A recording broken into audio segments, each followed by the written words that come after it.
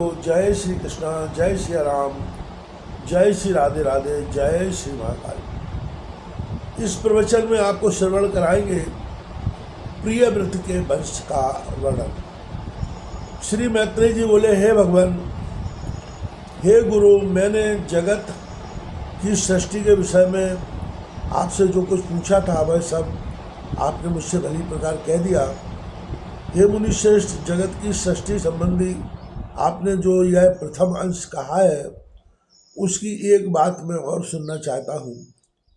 स्वयंभुव मनु के जो प्रियव्रत और उत्तानपाद दो पुत्र थे, उनमें से उत्तानपाद के पुत्र ध्रुव के विषय में तो आपने कहा, किंतु हे ध्वज, आपने प्रियव्रत की संतान के विषय में भी कुछ नहीं कहा।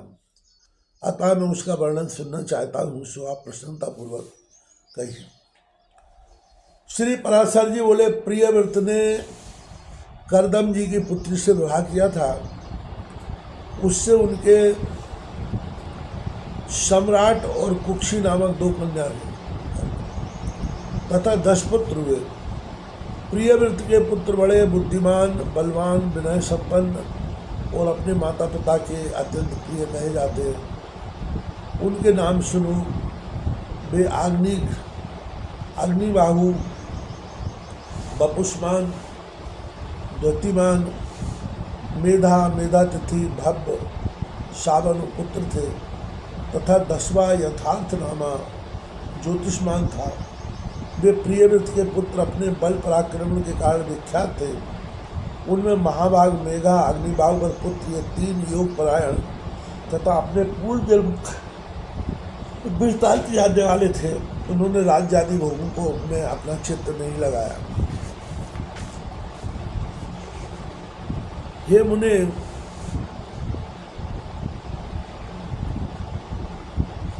वे निर्मल चित्त और कर्मफल इच्छा से रहित थे तथा समस्त विषयों में सदा न्यायानुकूल ही प्रवृत्त होते थे।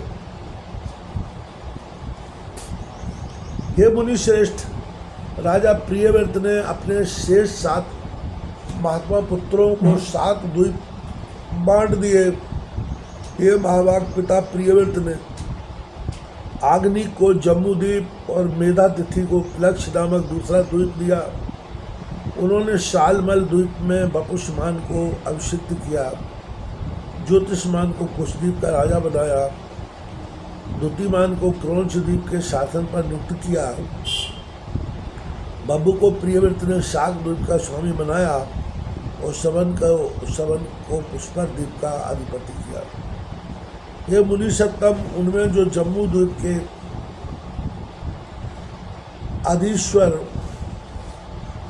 राजा आग्निक थे, उनके प्रजापति के समान 9 पुत्र हुए। वे नाभि, किमपुरुष, हरिवंश, इलाव्रत, रम्य, हिरण्यवान, कुरु, भद्राश और सत्कर्मशील राजा केतुमाल थे। हे वे, अब उनके जम्मू द्वीप के विभाग सुनो।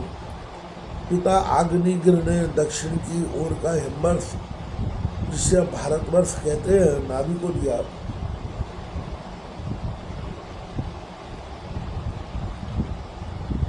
इसी प्रकार किमपुरुष को हेमकूट वर्ष तथा हरिवंश को तीसरा नैषद वर्ष दिया, जिसके मध्य में मेरु पर्वत है, वह इलाव्रत का उन्होंने इलाव्रत को दिया तथा नीलांचल से लगा हुआ वर्ष रम्य को दिया।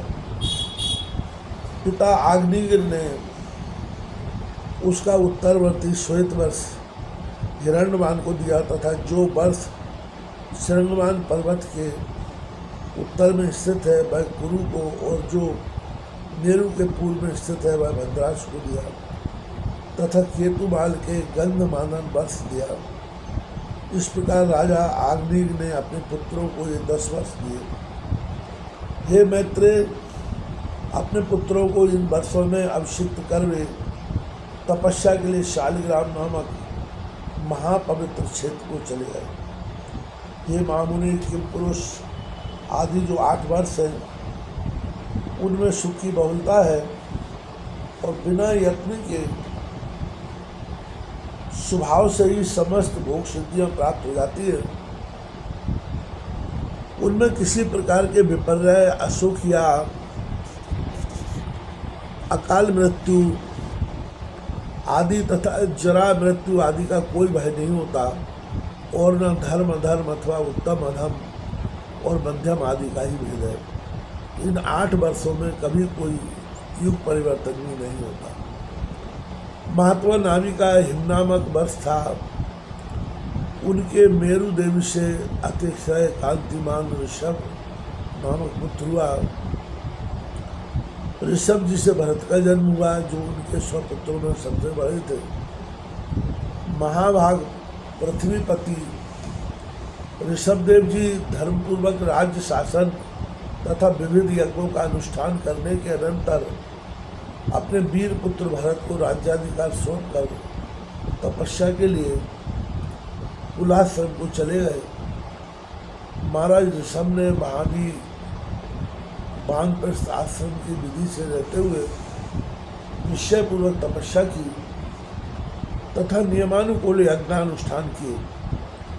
वे तपस्या के कारण सूख कर अत्यंत कृश हो गए और उनके शरीर की शिराएं रक्त वाहिनी नाड़ियाँ दिखाई देने लगी। अंत में अपने मुख में एक पत्थर को बटिया रखकर उन्होंने नग्नावस्था में मार विसर्जन किया। फिर ऋषभदेव ने बन जाते समय अपना राज भरत जी को दिया था। अतः तब से यह हिमवर्ष श्लोक में भारतवर्ष के नाम से प्रसिद्ध हुआ। भरत जी के सुमति नामक परम धार्मिक पुत्र हुआ।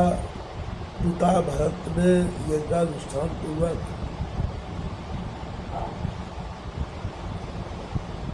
यथेच्छ राजसुख भोगकर उसे सुमति को सौंप दिया। हे मुने, महाराज भरत ने पुत्र को राजलक्ष्मी सौंपकर योगाभ्यास में तत्पर हो अंत में सालग्राम क्षेत्र में अपने प्राण छोड़ दिए। फिर उन्होंने योनियों के पवित्र कुल में ब्राह्मण रूप से जन्म लिया। हे मैत्रेय, इनका वह चरित्र में तुमसे फिर कहूँगा। तदनंतर सुमित्र के वीर से इंद्रधुम्न का जन्म हुआ। उससे परमेष्टि और परमेष्टि का पुत्र हुआ। प्रतिहार के प्रतिहर्ता नाम से विख्यात पुत्र उत्पन्न हुआ तथा प्रतिहर्ता का पुत्र भाव भय का उद्घोष और उद्घोष का पुत्र अति समर्थ प्रस्ताव हुआ। प्रस्ताव का पृथु का नक्त और नक्त का पुत्र गय हुआ। गय के नर और उसके विराट नामक पुत्र हुए। उसका पुत्र महावीर था।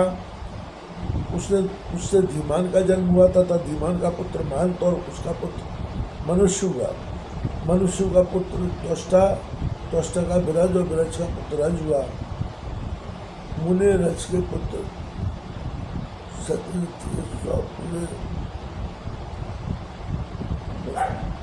उत्पन्न हुए।